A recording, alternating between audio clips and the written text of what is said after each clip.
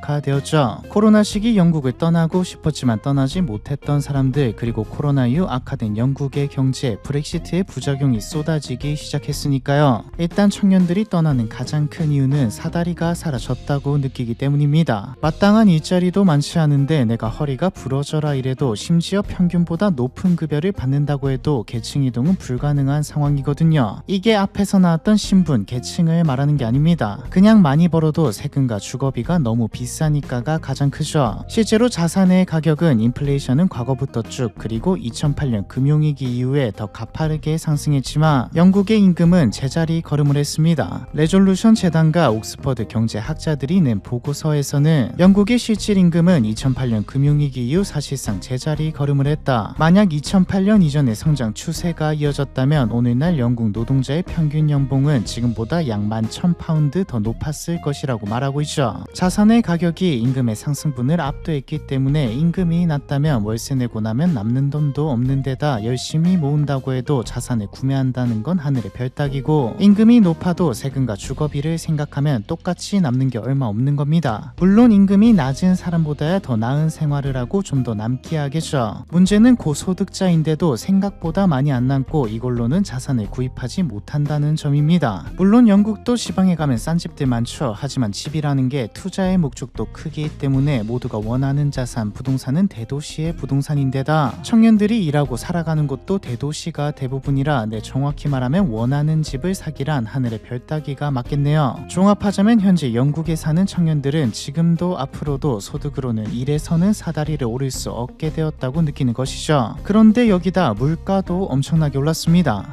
당연히 이전에도 물가는 꾸준히 올랐지만 2022년 당시 영국의 물가 상승률은 가히 폭발적이었죠. 2022년 10월에는 11.1%까지 치솟았는데 이건 41년 만에 최고치 수준이었습니다. 기억나실 건데 이때 영국만 물가가 상승한 건 아니었습니다. 1998년 이후 한국도 24년 만에 최고치를 찍었고 이유도 미국도 마찬가지였죠. 그런데 정도가 달랐습니다. 한국은 5.1%, 미국은 8%, 이유도 8% 정도였거든요. 영국이 유독 많이 올랐죠. 경제학자들은 브렉시트 인플레이션이라고 불렀습니다. EU와의 무역 장벽 때문에 수입 비용이 올라간 것이 주요 원인으로 꼽혔거든요. 그래도 사람들을 잡아두었던 게 있죠. 복지입니다. 영국보다 소득세가 높은 나라야 사실 많습니다. 단지 세금만 높다고 해서 사람들이 탈출하지는 않죠. 세금이 높으면 그만큼 복지도 사회 안전망도 따라오니까요. 앞에서 나왔듯 영국의 복지와 사회 안전망은 영국으로 이주하고 싶은 이유이자 영국 사람들이 다른 국가로 이주하지 않도록 하는 요소 중 하나였습니다. 하지만 이것도 무너지고 있죠. 2024년과 2025년 영국에서 가장 핫했던 키워드 중 하나가 브로큰 브리튼, 망가진 영국입니다. 더 아이 페이퍼에서 실시한 여론조사를 보면 영국인들 중 영국이 잘 돌아가고 있다고 답한 사람은 5명 중 1명밖에 없었죠. 영국인의 77%가 영국은 망가졌다고 응답했습니다. 여기서 망가졌다는 것은 시스템이 붕괴했다는 뜻이죠. 시스템은 사회 시스템, 즉 국가에서 책임져야 하는 복지와 사회 안전망을 비롯해 기본적인 것들까지 전부를 뜻하는 말입니다. 요람에서 무덤까지를 외치며 영국 복지의 자존심이기도 했던 NHS는 이제 기다림의 지옥으로 불립니다. 2024년 말 기준 병원 치료 대기자 수는 700만을 넘어섰고 응급실에 가도 4시간 이상 대기해야 하는 경우가 30%, 많게는 50%죠. 아파도 위급해도 치료를 받을 수 없다는 건 부자나 빈자를 가리지 않고 똑같이 적용되는 공포입니다. 여기다 치안도 더 안 좋아졌죠. 손을 떠난 순간 내 물건이 아닌 건 유럽 대부분이 그렇지만 영국은 더 심각해졌습니다. 상점절도는 2003년 이후 최고치를 기록했고 사기 범죄는 31% 급증했죠. 살인과 같은 범죄는 감소했지만 돈과 관련된 모든 범죄가 증가했습니다. 이 와중에 기차와 같이 공공서비스에서 하루가 멀다 하고 파업이 일어나다 보니 일반 시민 입장에서는 아니 세금은 많이 냈는데 나는 불편만 겪네라는 생각이, 낸 돈을 생각했을 때 혜택을 받지 못한다는 생각이 퍼질 수밖에 없죠. 다른 국가의 상황을 모르는 것도 아니고 세금은 다른 국가와 비슷하거나 많이 내는 것 같은데 물가는 비싸고 월세도 엄청난 데다 복지도 별로라니 떠날 생각이 안 들래야 안 들 수가 없습니다. 그럼 진짜 국가가, 정치가 시스템을 어떻게든 안정화시키고 믿음을 줘야 하는데 브렉시트 당시에도 정치에 기대를 잃었지만 2019년 이후 총리가 계속 바뀌는 걸 보면서 50일 만에 자리에서 내려가는 역대 최단임 총리까지 보면 기대를 하기 힘든 게 사실이죠. 그리고 어느 나라나 그렇듯 현재에 대한 불만, 경제에 대한 불만이 강해지면서 정권도 바뀌었습니다. 2024년 7월 2010년부터 약 14년간 이어졌던 보수당의 집권이 끝나고 노동당이 집권하게 되죠. 노동당이 집권했다는 말은 시민들의 목소리가 시스템을 재정비하라로 모였다는 뜻이기도 합니다. 문제는 시스템을 재정비하려면 돈이, 세금이 더 필요한데 고령화되어서 연금은 계속 많이 나가고 사회 진출 연령은 늦춰져서 경제활동 인구 자체도 줄어든 데다 이미 뗄 만큼 떼고 있어서 이미 세금이 청년들의 탈출 이유 중 하나로 꼽힐 정도기에 더 늘릴 수 없다는 것이었죠. 현재 세금을 안 내는 저소득층에게 세금을 뜯기에는 도의적인 부분을 제외하고도 바로 민심을 잃을 게 뻔하고 실질적으로 거치는 세금도 크지 않을 건데, 그렇다고 복지를, 사회 안전망을 축소하기에는 내 옆 동네 프랑스를 보니 난리가 날 게 뻔했습니다. 그리고 금방 말했듯 시스템 재정비하라고 뽑아주었기에 물러설 것도 없었죠.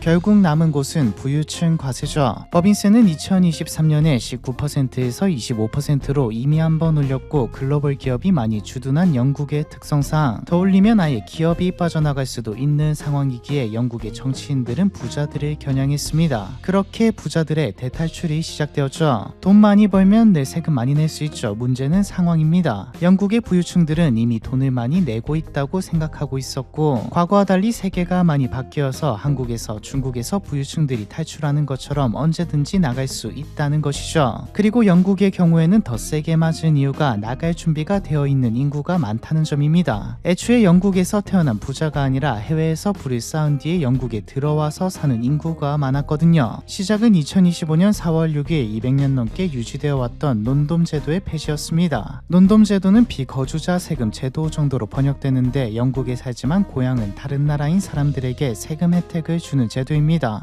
쉽게 말해서 외국인이 영국에 살 경우 영국에서 돈을 버는 경우에는 영국에 세금을 내지만 해외에서 돈을 번 것에 대해서는 과세하지 않는다는 것이죠. 이 제도의 수혜자들은 당연하게도 해외 부유층이었습니다. 인프라 좋고 문화도 강한 영국에 살면서 세금은 적게 낼 수 있으니까요. 2022년 기준으로 영국에는 약 7만 4천 명의 논돔이 있었는데, 대부분이 러시아의 부유층인 올리가르이, 중동 석유 부자, 인도 재벌, 헤지펀드 매니저들이었죠. 영국이 잘 사는 나라이고 세금이 강한 편인데도 부자들의 조세 피난처로 꼽혔던 이유이기도 합니다. 교육을 이유로 가족들이 살게 하는 경우도 많았고요. 영국 입장에서도 들여오지 않는 소득에 대한 과세를 하지 않을 뿐, 집을 사거나 명품을 사든 뭐든 살면서 돈을 써야 할 때는 돈을 가져와야 하니 여기에 과세를 할 수 있고, 실제로 돈도 많이 썼습니다. 이들의 자산을 다 합친 정확한 통계는 없지만 당연하게도 상상을 초월할 정도죠. 당장 영국에서 가장 부유한 인물 중 한 명으로 꼽히는 인도 철강 재벌 락시미 미탈도 논돔에 해당하고요. 락시미 미탈이 사는 런던 저택만 해도 1억 2천만 달러, 하나 약 1,800억 정도죠. 락시미 미탈은 영국을 떠날 계획이라고 밝혔습니다. 스위스와 두바이에서 거주할 것이라 밝혔죠. 노르웨이 선박왕 존 프레드릭스는 아예 공개적으로 영국 정책을 비판하면서 집을 매물로 내놓고, 영국은 더 이상 부유한 사람들을 환영하지 않는 것 같다라는 말을 남기고 영국을 떠났죠. 영국의 직원들은 다 해고하고 기업도 다 매각했고요. 이외에도 유명한 부자들이 영국을 떠난 사례는 당장 검색만 해봐도 주르륵 나옵니다. 그럼 논돔이 폐지되면 어떻게 바뀌길래 부자들이 난리냐? 유예기간이 끝나면 논돔에 해당하는 사람들은 어느 나라에서 돈을 벌든지 상관없이 전 세계 소득에 세금을 내야 하는데, 여기다 지방세도 있고 자본이득세에다 우리로 치자면 4대 보험 같은 개념인 사회보장 기여금도 따로 있죠. 부가적인 세금도 전부 최고세율칸에 해당할 테고요. 물론 공제되는 부분도 있고 세금을 줄일 수 있는 방법도 다양할 겁니다. 실효세율은 훨씬 낮을 수도 있죠. 핵심은 인프라가 괜찮은, 내가 당장 거처를 옮길 수 있는 다른 국가와 비교해서 어떻냐는 겁니다. 적어도 논돔에 해당하는 사람들에게 영국은 세금적으로 전혀 매력적이지 않은 나라가 되었죠. 그런데 논돔 제도만 폐지된 게 아닙니다. 2024년 자본이득세가 인상되고, 상속세는 인상은 아니지만 실질적으로 인상됐는데, 특히 상속세가 화두로 떠올랐죠. 비과세 한도를 동결하는 것 자체가 자산 가치가 상승하는 것을 생각하면 실질적인 인상이었는데 감면 혜택까지 축소했습니다. 영국의 상속세는 40%로 OECD 회원국 중 일본, 한국, 프랑스에 이어 네 번째로 높죠. 문제는 원래 이게 논돔에 해당하는 사람들에게는 영국의 자산에 대해서만 상속세를 내면 됐는데, 개편된 법에서는 영국에 살면 그 사람이 가지고 있는 전 세계 모든 자산에 대해 상속세가 부과될 수 있거든요. 이렇다 보니 처음에 나왔던 통계 16,500명이라는 압도적인 숫자로 부자 순유출국 1위를 찍게 된 것이죠. 그리고 이 16,500명이라는 숫자도 압도적이지만 금방 봤듯 금액을 따지면 심각함이 더 와닿습니다. 다른 국가의 부자 순유출은 좀 부자인 사람들이 탈출하는 느낌이지만, 영국은 센티밀리어네어 1억 달러 이상의 초부자들만 78명, 억만장자도 10명 이상입니다. 100명도 안 되는 이들의 자산만 해도 150조에 달하고요. 그럼 청년과 부자들이 왜 나가는지 봤으니 이들이 어디로 가는지 하는지도 짧게 한번 보죠. 청년과 전문직들은 대부분 독일, 호주, 캐나다, 이탈리아로 향합니다. 호주와 캐나다의 경우 소득세는 그렇게 차이나지 않지만 일단 급여 자체가 영국보다 많고 부동산 비용 부담도 훨씬 적거든요. 삶의 질은 영국보다 나았으면 나았지 덜하지는 않고요. 실제로 2024년 호주에 등록한 신규 해외 의사 중 절반이 영국과 아일랜드 출신이었습니다. 교사들도 많이 탈출하고 있는데 교사들의 경우에는 두바이로 가고 있죠. 두바이 입장에서는 선진국의 교사를 국제학교로 모셔오고 싶어하기에 영국의 교사를 선호하거든요. 교사들 입장에서는 월급은 영국보다 높고 세금을 100원도 안 떼가니 뭐 안 갈 이유가 없습니다. 여기다 무료 주택과 왕복 항공권, 의료보험도 그냥 주고요. 이외에도 미국으로도 네덜란드로도 가고 포르투갈로 스페인으로도 각자 전공이나 사정에 맞게 나가고 있죠. 부자들은 두바이와 이탈리아, 스위스로 향하고 있습니다. 두바이는 소득세 0%, 자본이득세 0%, 상속세 0%인 국가고 법인세도 프리존이라고 특정 지역에 법인을 세우면 면제해주는 제도가 있죠. 면제를 안 받아도 9%입니다. 이탈리아는 좀 의외일 수도 있는데 플랫 텍스 제도라고 외국인 부자가 이탈리아로 이주하면 뭐 얼마를 벌든지 간에 고정 세금만 내면 끝나는 제도를 운영 중이거든요. 그리스는 얼마 전 채널에서도 그리스의 부활이라는 주제로 다루었는데 친기업으로 노선을 완전히 틀었고요. 스위스는 전통적인 조세 피난처죠. 사실 16,500명이라는 숫자는 영국 전체 백만장자의 숫자 중 1%도 안 되는 규모이고 청년층의 유출도 이민을 더 받던가 시스템이 재정비되면 멈출 것이라는 낙관적인 전망도 있습니다. 특히 청년층의 경우 직업이 명확하지 않다면 오히려 나가는 게 큰 모험이기에 마음만 있을 뿐 실제로 행동으로 옮기는 숫자는 많지 않고요. 문제는 전망이죠. 지금 이 현상들이 말해주는 건 영국의 사회계약이 무너졌다는 것을 뜻합니다. 국가와 국민 사이에는 보이지 않는 계약이 있습니다. 내가 열심히 일해서 세금을 내면 국가는 나에게 안전과 의료 그리고 인프라를 제공한다. 지금 영국에서는 이 계약이 깨진 거죠.